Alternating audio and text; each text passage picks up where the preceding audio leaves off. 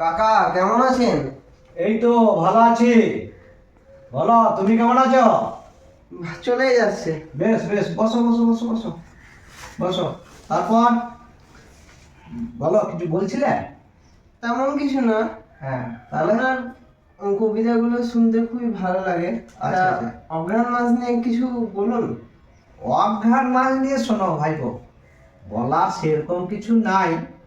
তো অঘ্রাণ মাস বাঙালির কাছে একটা শ্রেষ্ঠ মাস। তো শীত শুরু হচ্ছে, নতুন ধান উঠছে, তারপর গ্রামে গ্রামে নবান্ন হচ্ছে, তারপর বিয়ে পর্ব শুরু হচ্ছে। তা যদি বলো, আমি আজকে একটা সকালবেলা একটা ভাবনা আসছিল মনের মধ্যে, তো সেইটা একটু লেখার চেষ্টা করছিলাম। একটা পাঠ করবো, কি শুনবে? হ্যাঁ, বেশ, দেখো তো কেমন হচ্ছে। তারপর আমার বলবে, যদি ঠিক হয় তাহলে বলবে। ঠিক আছে? একদম। ঠিক আছে।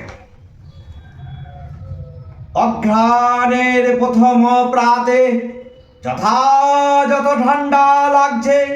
এবার আর গরমে হাঁসফাঁস করতে হবে না মর্তবাসীকে। ধরনের বুকে শীতে জবুথবু হবে সবাই। নমস্তস্যৈ শীত, নমস্তস্যৈ শীত, নমস্তস্যৈ শীত। এবার গ্রাম বাংলায় নতুন ধানের গন্ধে ভরে উঠবে ক্ষেত খামার, গৃহস্থের বাড়ি। শুরু হবে নবান্নের ধুম। নতুন চাল, কলা, মিষ্টি, ফল মূল সহযোগে হবে মানুষের নৈবেদ্য। এখানেই থামবে না বাঙালি। আজ থেকে শুরু হবে এ বছরের যুবক যুবতীদের হাত ধরাধরি বিয়ে পর্ব। একদিকে মনের আনন্দে ভোজ খাওয়া, অন্যদিকে নবান খাওয়া, আর খেজুরের গুড়ের গন্ধে আকাশ বাতাস মুখরিত হওয়া। সব মিলিয়ে এ বাংলায় আনন্দ আর ধরে না মানুষের মাঝে।